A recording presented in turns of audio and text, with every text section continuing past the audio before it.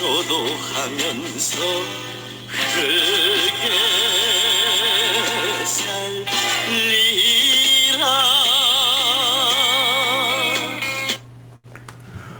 안녕하세요. 농지오케이 윤세입니다. 오늘은 농지연금, 농지투자 무엇이 중요한지 이렇게 해가지고 농지연금에 대해서 조금 이야기를 해보려고 합니다. 농지연금, 농지투자가 요즘에 대세가 이루어졌습니다.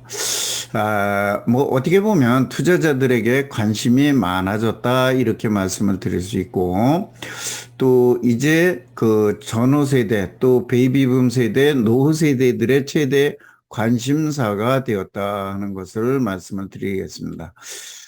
글쎄 이제 공감을 하시는 분들도 있고 못 하시는 분들도 있고, 얼마나 농지연금에 대해서 아느냐에 따라서 차이가 있을 것입니다. 또 노후 준비가 얼마나 되어 있느냐에 따라서 또 다를 것입니다. 이 관심사는 다 다르고 공감 역시 다를 수밖에 없을 것이라고 봅니다. 오늘 농지연금이 뭐 어떻게 가입을 하고 몇 살이래야 가입을 하고 이런 거는 하도 많이 나와 있고, 또 그 얼마 타고 뭐 언제 어떻게 하고 뭐 이런 거에 대해서는 과연 강의로 또 이런 이야기로 들어야 될까 저는 싶습니다. 이런 기초적인 것은 그냥 해당 홈페이지에 들어가시면 인터넷 조금 알고 뭐 이렇게 하신다 그러면 얼마든지 알 수가 있습니다. 너무나 잘 나와 있어요. 그런 것들은. 그런 것들을 여기에서 배우거나 이런 강의로 들을 그런 시간적 여유가 있는 것은 아닙니다. 강의를 하고 뭐 이렇게 또 강의를 듣고 하시는 분들은 이런 것들을 하는 그런 뭐 한가한 시간이 아니고 서로 간에 아까운 시간을 투자하는 그런 시간이니까, 적어도 농지연금 투자에 관심이 있다 그러면 이런 기초적인 건 거기서 확인 습득하시기를 바라겠습니다. 그리고 농지연금 투자에 자격이 있다고 그래야만 연금용 농지 투자를 하는 자격이 있다고 저는 본다, 그런 얘기예요. 그런 정도 준비는 해야죠. 그리고 이런 자리에서 그런 것을 배우는 거는 안 되는 거니까, 뭐 서론 빼고 이제 농지연금을 몇 살에 타고 농업 경영이 어떻게 되고 농지는 어떤 것으로 하고 이것이 어떻게 중요할까? 중요하기는 합니다. 그러면 한번 얘기를 하죠. 농지연금은 만 60세가 되는 해에 타기 시작을 한다. 농업 경력은 5년 이상이 되어야 한다. 그 다음에 18년 이전에 취득한 농지는 농지연금을 할 수 있지만은 그 이후에 한 건 2년 이상이 지나야 농지연금에 가입할 수 있다. 이 정도 기본적인 것만 아시고 나머지는 보고 가시기 바랍니다. 자, 흔히들 농지연금 그러면 농지연금을 많이 타는 방법에 대해서 얘기를 하고 있습니다. 과연 근데 농지연금을 많이 타는 것이 장땡일까? 이런 얘기를 해보는 겁니다. 농지연금이 또 상환이 부족하면 안 갚아도 된다. 농지연금은 최종적으로 잔존가치가 없어서 상환액이 부족하여 탕감하게 될까 하는 것을 한번 짚어보고, 농지연금으로 가진 재산을 다 까먹어야 할까 하는 생각도 가져보자, 그런 얘기예요. 또 정말 농지연금으로 하면 잔존가치가 없을까 하는 것도 생각을 해보아야 합니다. 그래서 이런 것들을 전수 생각을 해보고 과연 많이 타는 것이 장땡일까 하는 것도 한번 생각해 보셔야 되고, 이 가입도 내가 60세가 되면 가입을 해야 될까 아니면 그 이후에 해도 될까, 이런 것들도 각자의 사정에 따라 맞추어서 하셔야 되는 거예요. 이거는 아무 때나 막 하는 거가 아니고 그냥 나이 됐으니까 하고 뭐 내 자격 되니까 하고 무조건 많이 타고 이렇게 접근을 해서는 이건 농지연금에 대한 어떤 접근 방법이 틀렸다, 저는 이렇게 얘기를 드리는 것입니다. 이게 각자의 사정에 따라 다 맞추어서 맞춤식으로 설계를 해서 들어가셔야 돼요. 왜냐면 이때도 소일거리가 있고 어느 정도의 생활비가 되고 그런다 그러면 최대한 늦춰서 타시는 겁니다. 또 특별하게 이 나이가 됐는데 특별하게 연금이 얼마 안 된다든지 연금으로 생활을 해야 된다든지 이렇게 되면 또 빨리 탈 수밖에 없는 거고 또 좀 많이 타야 되는 거고 예, 그 뭐 이런 여러 가지 이제 뭐 방법론적인 거 타는 방법들 이런 것들이 있는데 여기서 가장 중요한 것은 잔존 가치가 남느냐 안 남느냐인데 이건 앞 시간에서 제가 말씀을 드렸습니다마는 잔존 가치가 대부분의 것은 안 남을 수가 없다. 다만 저 농촌에 있는 것, 산촌에 있는 것들 중에는 일부 안 남을 것이 있을 수는 있다. 그러나 이왕이라면 농지연금용 농지도 농지 투자로 접근을 할 때면 돈 되는 농지에 투자를 했을 것이고 또 돈 되는 농지에 투자했다면 잔존 가치가 남을 수밖에 없다 하는 것을 말씀을 드리는 거예요. 왜 그러냐면 농지연금이라는 건 25년 동안 배가 오르는 걸로 설계가 됐기 때문입니다. 예, 그래 하여튼 다시 한번 그 내용을 글을 보면서 짚어 나가도록 하겠습니다. 농지연금 투자에 대한 생각이 조금 생각을 다 해요. 잔존 가치가 진짜 없나 한번 보자 그런 얘기야. 타먹고 날리는 방법이 또 자녀들한테 주는 방법도 있고 이렇게 단순하게 접근만 하면 안 된다는 것. 농지연금의 경우 잔존 가치가 없을 그런 농지는 거의 없다. 다시 한번 얘기지만 25년간에 두 배가 오르는 것으로 설계가 되어 있습니다.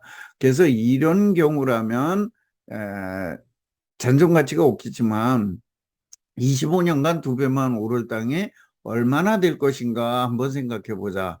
과거에 25년간의 농지라고 하는 것은 전국 어디 농지를 갖다 놓더라도 4배 이상, 4, 5배 이상은 다 올랐고 특히나 제가 얘기하는 농지연금을 탈 만한 도시근교에 있는 돈 되는 농지라 그러면 지난 25년간이라고 그러면은 안 올랐어도 10배 이상, 보편적으로 20배 이상 올랐습니다.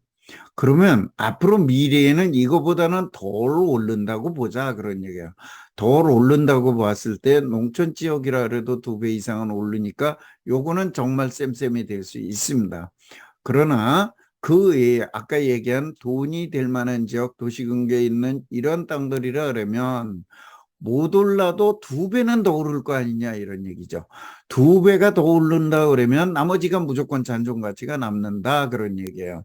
나머지가 잔존 가치가 남기 때문에 날리는 투자가 아니다. 그래서 자산 형성도 해서 자손에게 물려주고 내가 사는 동안에 농지연금을 타서 생활비를 하든 간병비를 하든 병원비를 하든 이렇게 활용을 하는 방법으로 접근을 하셔라 하는 이야기를 저는 드리는 겁니다.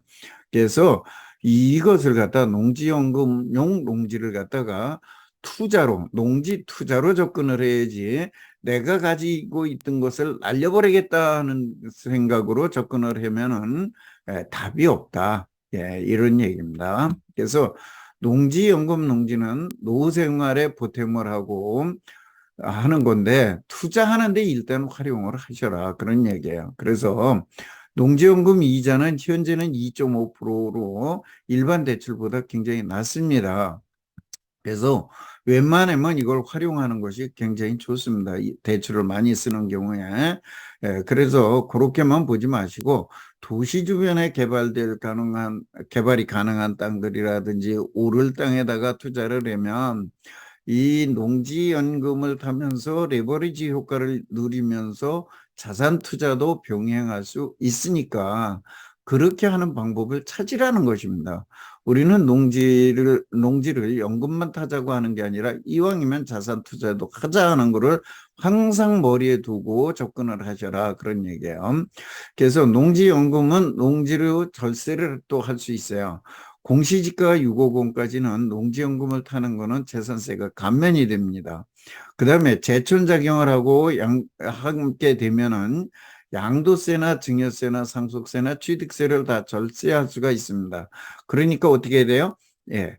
도시 근교에 내가 살고 있는 도시 근교에 돈 될 만한 땅에 투자를 하고 제촌 작용을 한다 그러면 잔존 가치도 남게 이 땅값이 많이 오를 것이고, 이러한 세금도 감면이라든지 절세를 하게 되어서 자산을 갖다가 후손들에게 물려줄 수도 있고, 내가 중간에 사용 수익을 할 수도 있고, 매도를 하게 되기도 있고, 또 수용 보상을 당할 수도 있을 적에 내 자산을 더 키우고 지킬 수가 있다, 이런 얘기예요. 그래서 제촌 지역에 있다 그러면 이 나이에는 소득도 없고 그러니까 충분히 제촌 작용이 가능합니다. 그래서 자녀들이나 누구의 도움을 받아가면서 제촌 작용을 하셔라 하는 얘기예요.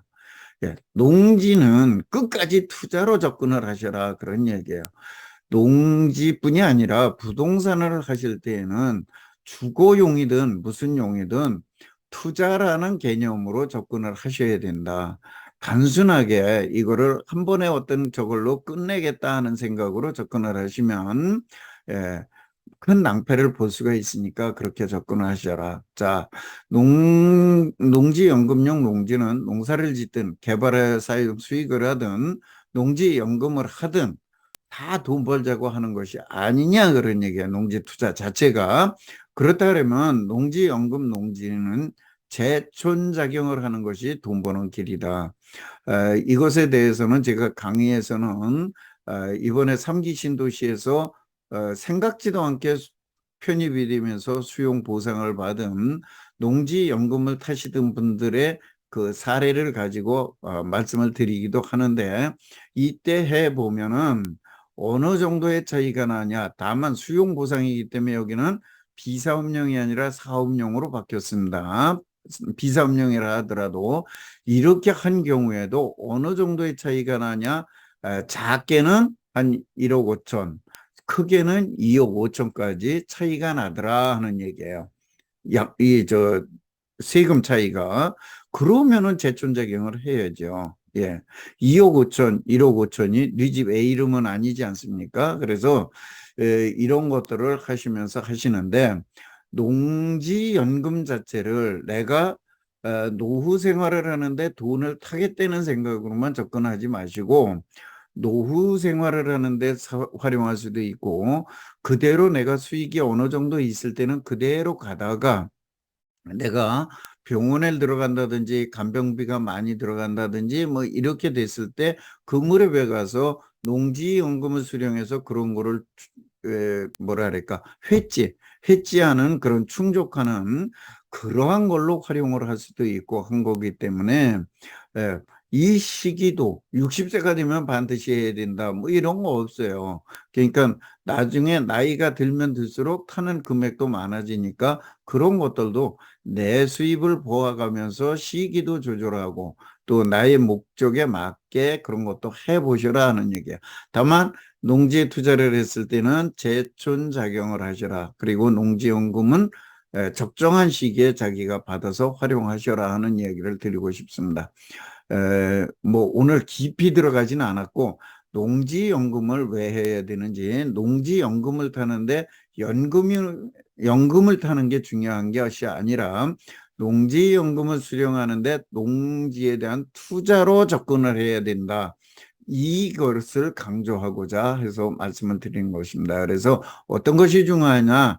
예, 다 중요합니다. 다 중요하지만은 이왕이면 농지연금도 타고 농지 투자로 자산도 불리는, 그러면서 내가 나중에 뭐 내가 사용 수익할 수도 있고 내가 쓸 수도 있고 자녀들에게 유산으로 남겨줄 수도 있고, 그러니까 그런 방법들을 택해서 하는 방법을 연구해 보자. 농지연금이든 뭐든 농지 투자라는 자체는 어떠한 정해준 정답이 없다. 누구에게나 똑같은 정답이 있는 것이 아니다. 각각의 사정에 따라, 각자의 사정에 따라 자기에게 가장 맞도록 설계를 해서 수령도 하고 투자도 하고 하는 것이 가장 좋은 방법이다. 그래서 이 방법들이 굉장히 다양하기 때문에 혼자 결정하지 마시고 전문가들의 조언도 듣고 의견도 듣고 또 좋은 물건도 찾아보고 이러고 나서 농지 투자를 하셔라. 농지연금 농지 투자라 그래서 무조건 돈이 많이 나오는 거, 지금 봤을 때 공시지가가 높은 거, 이런 거를 해야 된다. 이런 정답도 없다. 그런 얘기예요. 그래서 자산 가치가 올라갈 거를 하면서도 할 수 있는 방법이 있고, 공시지가나 이런 걸 나중에 높이면서 많이 타는 방법도 있고, 감정평가를 받아서 하는 방법도 있고, 이건 나중에 가서 자기의 사정에 따라서 전속하는 방법은 또 세밀하게 달라진다. 향후에 이런 거에 대해서도 여러분들에게 좀 더 구체적으로 해서 많은 이야기들을 유튜브로도 말씀을 드리고, 금년 연말쯤에 가서는, 연말이나 내년 초에 가서는 책으로다가 여러분들에게 만나 뵙고 설명을 드릴 수 있도록 이렇게 하겠습니다. 오늘 농지연금, 농지 투자로 접근하라, 이렇게 말을 하고 싶은데, 여기에서 그렇게 얘기하기가 그래서 무엇이 중요한디 이렇게만 하고 말았습니다. 앞으로 여러분들과 좋은 소재를 가지고 자주 만나 뵙도록 하겠습니다. 오늘 감사합니다.